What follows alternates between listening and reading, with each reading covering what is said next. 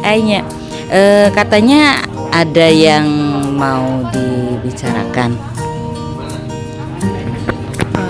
Naunya gini kan, hanya sharing aja lah ini mah. Jadi gini kan, karena teteh pengalaman udah banyak gitu ya.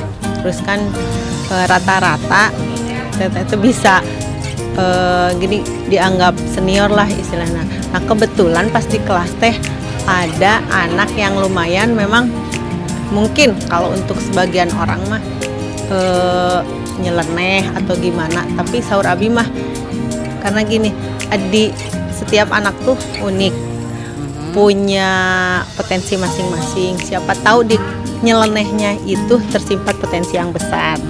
Nah bahkan mungkin untuk sebagian yang ditakutkan tuh di kelas teh, yang ditakutkan adalah bullying gitu ya.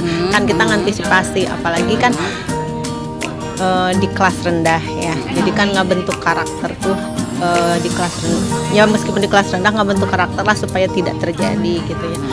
Apa nyelenehnya? Jadi gini, kelihatan si anak teh kayak yang no problem weh, kayak nggak ada kemauan belajar, terus tiduran. Nah pas kemarin menuju sasi saum wajar lahnya ada beberapa anak yang tiduran. Saya tidak berani untuk bagaimana ya, mungkin anak tidur di kelas, siapa tahu dia menangkap pelajaran, enjoy weh gitu kan. Tapi udah beberapa kali, terus emang konsul juga ke anak, nanya, maksudnya bukan konsul. Nah terus saya memang dikonsulkan sama orang tua, karena kan ini masa iyalah kita sebagai pendidik, setidaknya itu kan hal yang mungkin harus dibicarakan dengan orang tua. Nah, memang lihat di anak oge, si anak teh dalam hal membaca masih kurang. Terus lamun misalnya belajar teh sakumaha sakarep nawe gitu.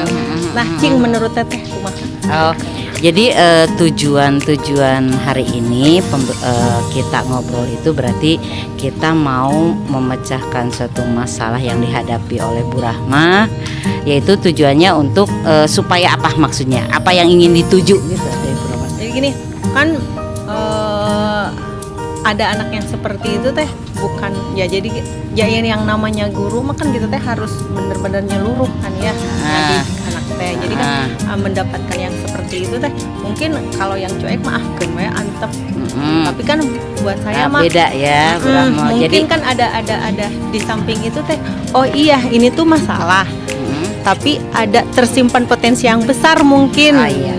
Berarti tujuannya ingin menggali dari anak yang tadinya kelihatan seperti cuek dalam belajar, tapi pasti memiliki potensi. Jadi tujuannya ingin menggali dari anak tersebut. Ya. Jadi gini, maksudnya mah kan tidak setiap anak yang di bawah rata-rata tuh nilainya rata-rata tuh dianggap bodoh. Tapi saya mah lihat uniknya. Cuman saya belum bisa menemukan potensi apa yang ada di anak tersebut. Makanya memang saya harusnya konsul juga dengan orang tua gitu. Nah, baik, berarti tujuannya itu kita mencoba dari menggali potensi dari anak yang unik tersebut. Nah, kira-kira selama ini yang sudah dilakukan oleh Bu Rahma, kan saya lihat Bu Rahma itu di kelas terhadap anak juga bisa terbuka, anak juga bisa nyaman. Nah, kira-kira apa lagi nih yang dimiliki oleh Bu Rahma untuk menghadapi anak seperti itu? Kelebihan daripada Bu Rahma kira-kira apa? Yang penting membuat saya mah anak tuh nyaman aja dulu di kelas. Yang penting mah nyaman dulu aja. Jadi jangan sampai anak teh istilahnya teh ke sekolah teh ninggal ibu guru teh pengen pulang lagi gitu ya. Di ke kelas tuh pengen hanya cuman belajar, terus ngerjakan tugas, nilai udah beres gitu kan, pulang. Nah jadi yang penting mah buat saya mah nyaman dulu aja. Adapun misalnya anaknya ayanu istilahnya tereh ngerjakan, telat ngerjakan dan seperti itu, yang penting mah enjoy dulu aja anak di kelas gitu. Berarti kelebihan dari Bu Rahma itu satu adalah bisa membuat nyaman anak. Mudah-mudahan. Satu itu udah bisa membuat nyaman anak. Selain itu, membuat apa lagi anak di kelas dalam hal menggali potensi misalkan? Biasanya gimana tuh? Ngajak ngobrol anak Ajak supaya anak lebih terbuka. Aha. Gitu. Jadi lewat pendekatan lah istilahnya. Berarti Bu Rahmah bisa berkomunikasi dengan efektif dengan anak ya? Mudah-mudahan Ah, ya, berarti itu bisa. Selama ini anak bisa ngobrol langsung terbuka, merasa nyaman kan? Nah, berarti Bu Rahmah satu bisa membuat keadaan kelas atau situasi anak nyaman. Yang kedua, komunikatif. Bu Rahmah itu bisa komunikatif dengan anak-anak ya, dengan anak-anak. Berarti itu sudah dua potensi yang dimiliki Bu Rahmah yang bisa.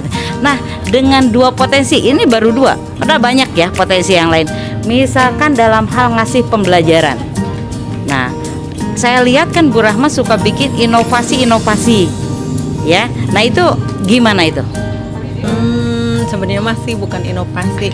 Yang penting mah gini, apa yang ada di tujuan pembelajaran nyampe ke anak. Buat kita mah mungkin gampang, tapi buat anak cara mengertinya itu bagaimana. Jadi sebenarnya mah untuk inovasi mah terlalu jauh lah ya.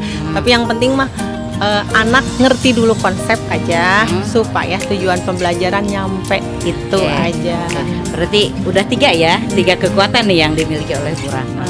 Menurut Ibu, hal baik apa saja dari praktek coaching yang sudah dilakukan? Hal baiknya tentunya jadi kita bisa komunikasi lebih efektif lah sama temen gitu kan. Jadi gini, ngobrol sama temen tuh tidak saja tentang tapi tentang apa yang ada di kelas kita bisa sharing gitu. Terus menurut Ibu nih, hal apa yang perlu ditingkatkan lagi dari praktek coaching bersama Ibu Nani? Hal yang perlu ditingkatkan mungkin gini, mempraktekkan apa yang telah didapatnya. Emang sih sama Bunda nih suka ini nih gini-gini dari guru gitu ya, dari PGP. Dari PGP itu teh. Kayaknya teh kok ada tantangan gitu ya. Bunda nih juga kelihatan memang lebih lebih meningkat gitu ya. Pastilah kalau dari